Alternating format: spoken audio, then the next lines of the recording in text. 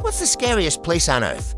Some might say an abandoned asylum, a dark forest, or a haunted house. But the real horror isn't on land. It's deep beneath the waves, in a place of eternal darkness and crushing pressure, the Abyssal trenches. Today, we raid descending into the crushing blackness to unearth the true biological horrors that defy light and logic, revealing the unseen, grotesque life forms adapted to unimaginable pressures and perpetual night. Join us as we question what other terrors remain hidden in the deep's unexplored chasms. Our journey begins where the sun's light gives its final, desperate flicker. We're talking about depths below 6,000 meters, or nearly 20,000 feet. This is the Hadal Zone, named after Hades, the underworld. And the name is fitting. The pressure here is over 1,000 times what we experience at sea level. It's enough to crush a military submarine like a soda can. The temperature hovers just above freezing, and there is absolutely no sunlight. It is a world of total, suffocating blackness. For centuries, we believed nothing could survive here. We were wrong. Horribly wrong. Let's meet some of the residents first. The snailfish. Don't let the name fool you. The Mariana snailfish is the deepest living fish ever. Discovered, thriving at depths of over 8,000 meters. They look like ghostly, translucent tadpoles. Their bodies gelatinous and fragile. But this fragility is their strength. Their boneless, jelly-like structure allows them to withstand pressures that would pulverize our own bones into dust. They navigate the darkness with an array of sensors, feeling for the slightest movement, hunting tiny crustaceans that rain down from the world above. They are the undisputed kings of the abyss, phantoms gliding through the crushing void. But as we go deeper, things get weirder. Much weirder. Imagine a creature that is mostly mouth. That's the gulper eel. Its jaw is so loosely hinged it can unhinge to swallow prey much larger than itself. It's a swimming black hole with a tiny, bioluminescent lure at the tip of its tail, a single point of light in the infinite dark. It dangles this light, waiting for a curious fish to get too close. Then, in a flash, its enormous mouth expands, and the victim is gone. The gulper eel doesn't just eat, it engulfs. Its body is little more than a stomach designed to digest its massive meals over weeks. Then there are the creatures that look like they've been pulled from a nightmare. The anglerfish is a classic. A grotesque, lumpy body, needle-sharp teeth angled inwards to trap prey, and of course, its signature lure. This glowing esca, a fleshy appendage growing from its head, is filled with bioluminescent bacteria. It's a deadly fishing rod.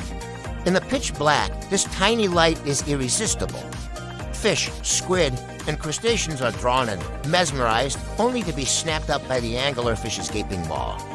And their life cycle is even more terrifying. The tiny male, upon finding a female, latches on with his teeth and fuses his body to hers, becoming a permanent parasite that does nothing but provide sperm. He withers away until he's just a pair of testes attached to her body. Talk about a toxic relationship. But what about the things we can't see? The trenches are home to giant amphipods, supersized versions of the tiny shrimp-like creatures you see at the beach. But these aren't tiny. They can grow up to a foot long. Imagine a cockroach the size of a shoe, but it lives in the deep sea. They are scavengers that clean up crew of the abyss, swarming over any carcass that falls from above, a dead whale of giant squid, and stripping it to the bone in a matter of hours with their powerful mandibles. A frenzy of these giant, armored bugs devouring flesh in the dark is a truly horrifying thought. And let's not forget the creatures that defy classification. Enter the vampire squid. Its scientific name is Vampirodothus infernalis, which literally translates to vampire squid from hell. It lives in the oxygen minimum zone, a layer of water where life should be impossible.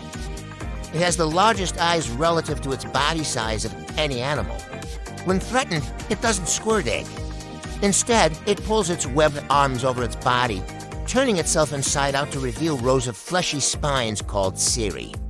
It can also eject a cloud of glowing, sticky mucus to blind and confuse predators, giving it time to escape into the blackness.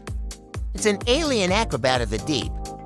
We've also found strange, stalk-like creatures called sea squirts or tunicates that anchor themselves to the trench walls. One particularly nasty-looking one, the carnivorous tunicate, acts like a deep-sea Venus flytrap. It sits with its huge, hood-like mouth open, waiting for small animals to drift inside. Once they do, the hood snaps shut, and the tunicate slowly digests its victim alive. It's a passive hunter, a living trap waiting patiently in the eternal night. These are just the creatures we know about. We have explored less than 5% of our own oceans. The Hadal Zone, these deep Abyssal trenches, represents the final, unexplored frontier on our own planet. The Mariana Trench alone is deeper than Mount Everest is tall. We send rovers to Mars and telescopes to peer at the edge of the universe, but the chasms beneath our feet remain a profound mystery.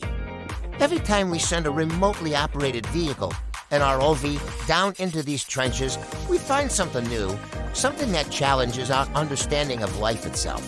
We've found worms that live off chemical vents, thriving on sulfur instead of sunlight. We've found microbial life buried deep in the sediment.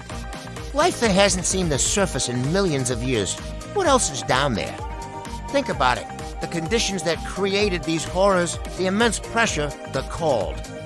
The darkness are the perfect incubator for the truly bizarre. Could there be creatures down there that dwarf the giant squid? Organisms that have evolved intelligence in a world without light? The legends of krakens and sea serpents have to come from somewhere, right? While those are myths, the reality of what lives in the deep is arguably more terrifying because it's real. The deep sea doesn't follow our rules. It's a world where biology has been pushed to its absolute limit, resulting in forms and functions that seem alien. The horrors are not monsters in the traditional sense, they are survivors. They are masterpieces of evolution, perfectly adapted to an environment that would kill us in an instant. And that, perhaps, is the most frightening thing of all. We are visitors in their world, a world we are only just beginning to comprehend. The things we've seen are just a glimpse through a keyhole. What lies behind the door? What other terrors, what other marvels of adaptation are waiting in the unexplored chasms, lurking in the crushing, silent, eternal night? The deep is dark and full of terrors we haven't even imagined yet. So next time you look out at the calm, peaceful surface of the ocean, remember what lies beneath. Miles down, in the blackest parts of our world, there are things watching, waiting, and living in ways we can barely fathom. The deep sea holds the Earth's greatest secrets and its most profound horrors. Thank you so much for joining us on this dive into the abyss. If you were as fascinated and terrified as we are, make sure to hit that like button and subscribe for more journeys into the unknown. Let us know in the comments what deep-sea creature you find the most horrifying. Stay curious, and we'll see you in the next video.